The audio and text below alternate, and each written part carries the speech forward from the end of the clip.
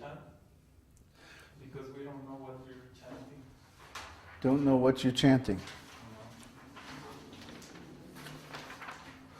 Udilo Aruna pūraba-bhāge, dwija-maṇi gorā amani jāge. When the rising sun appeared in the east, the jewel of the twice-born Lord Gaurasundara awakened. Bhakata-samūha loiyā sāthe, gelā, nagara-brāje. And taking his devotees with him, he went all over the countryside, towns and villages. Tāthaī, tāthaī, bājalo khol, ghana tāhe jhājera, and played the mṛdaṅga, and the cymbals chimed in time. Preme, ḍhala, soṇāra, aṅga, caraṇe, nūpura, bāje. Lord Gaurāṅga's shimmering golden features danced, and his footbells jingled. Mukunda, Madhava, Yadava, Hari, Bolena, Bolore, Varana, Bori. All the devotees chanted the names Mukunda, Madhava, Yadava, and Hari, their mouths being filled with the vibrations. Miche nida base gelore rati, divasa jhājera jāge.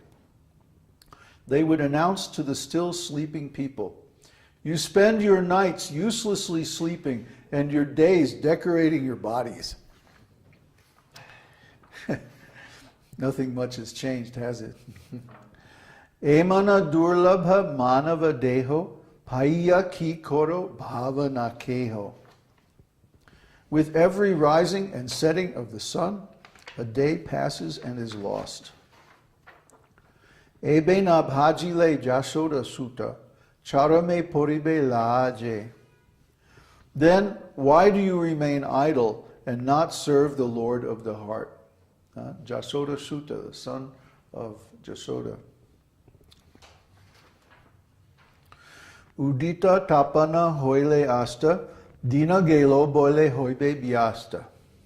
This temporary life is full of various miseries. Tabe keno ebe ala sahoy, na bhaja hridoya raje. Wait a minute. 1, 2, 3, 4, 5. I think we got the lyrics got mixed up somehow or other. Anyway, take shelter of the holy name as your only business. 3, 4, 5, 6. Jivana anitya janaha sar, tāhe na navida vipada bhar. To penetrate the darkness of ignorance and bless everyone's heart. Namashvaraya kori jatane tumi, takaha apana kāje. The holy name has risen like the shining sun. Yeah, somehow we missed one section of words. Oh well. Krishna Narma Sudha Koriyapan Jurao Bhakati Vinoda Pran. Drink the pure nectar of the holy name. There is nothing but the name to be had in the 14 worlds.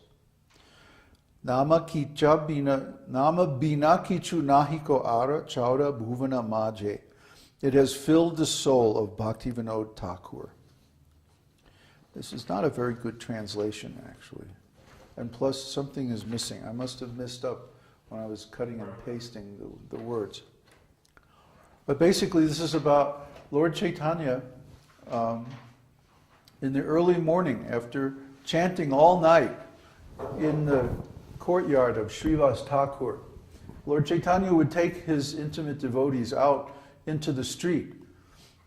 This is called nagar-kirtan or Veda kirtan pastimes.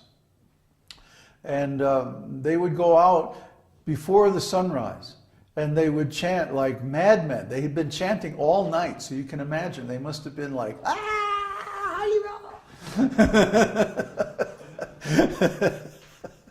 and wake everybody up. Stop sleeping. Right, stop sleeping. Well, the next part, the part 2 of this song, is Jiv Jago, Gaurasundara bole. Wake up, sleeping souls. Wake up, sleeping souls. Lord Gaurāṅga is coming. Lord Gaurāṅga is calling. Huh? So he's calling all of us. He wants us all to wake up and taste this nectar of the holy name. And if we do, then we find that everything changes. Why? Because our consciousness changes. Like we talk about on the forum all the time. As soon as you change your consciousness or change your point of view, then everything you see changes. Before we had our current redesign on the site, the motto on the logo used to be, change your consciousness, change your world. And it's true, because the world that you live in depends on how you look at it.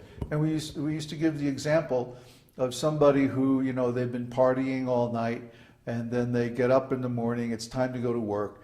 So they just, wolf down some coffee and some, horrible stuff for breakfast. And then they go out and kick the dog and, drive through traffic all the way to work, right? Cutting people off and competing for space on the highway. And then they get to work. Now, what kind of a day are they going to have? Are they going to have a nice day? Probably not. Probably not. But then you compare to his neighbor, he's getting up early in the morning before sunrise, chanting the holy name, studying the scriptures, filling his mind and heart with the beautiful holy name and the vibrations of transcendental sound. And then has some prasadam for breakfast, and a nice offering to the Lord, pure food. Then he goes out and the sun is coming up and he sees, oh, what a beautiful day. And then he goes to work, maybe the same job even. And what kind of a day is he going to have?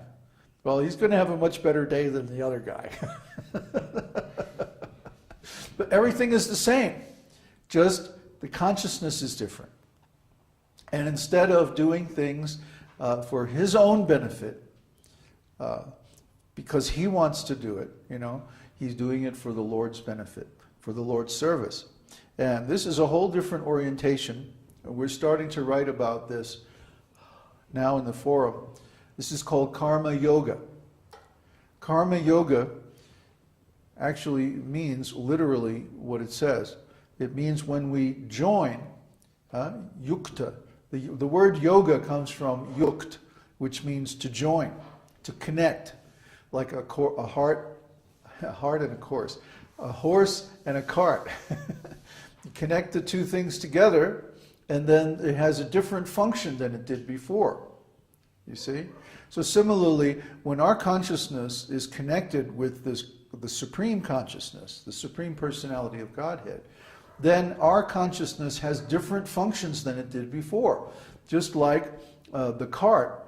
When the cart is just sitting there, it's only good, to be a shelf or a storage place or something like that. But when you hook a horse up to the cart, all of a sudden the cart has all these different uses that it didn't have before. You can go places with it, take stuff, and start a business, or all kinds of things that you couldn't do with the cart just sitting there all by itself. Similarly, when our consciousness is connected with the consciousness of the Supreme Lord, then it acquires all kinds of attributes and functions that it didn't have before. Okay? So karma yoga is when we connect, yoga means connecting, when we connect our karma with the Supreme Lord. Yoga has no meaning outside of connection with the Supreme Lord. Some people try to redefine the yoga to mean some kind of exercise or some kind of a speculative meditation or something like that. But actually yoga means connecting ourselves with the Supreme. And outside of that, in the original source literatures of yoga, it really doesn't have any other meaning. All the other meanings are concoctions that came much, much later. But in the original source literatures of yoga, it means to connect our karma with the Supreme Lord. And how do we do that? By offering. This is called, in the Vedic terminology, this is called yajna.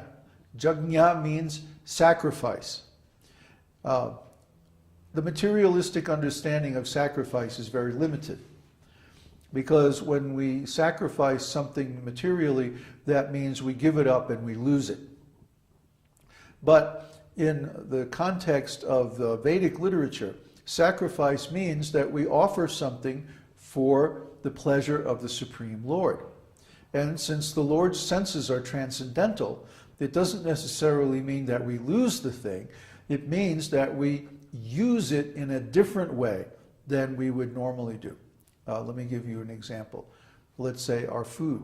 Okay, most people eat food for the pleasure of their tongue and belly. They want to get sense gratification from eating food. So naturally they try to cook something very palatable or something that will give them a lot of energy or something like that. And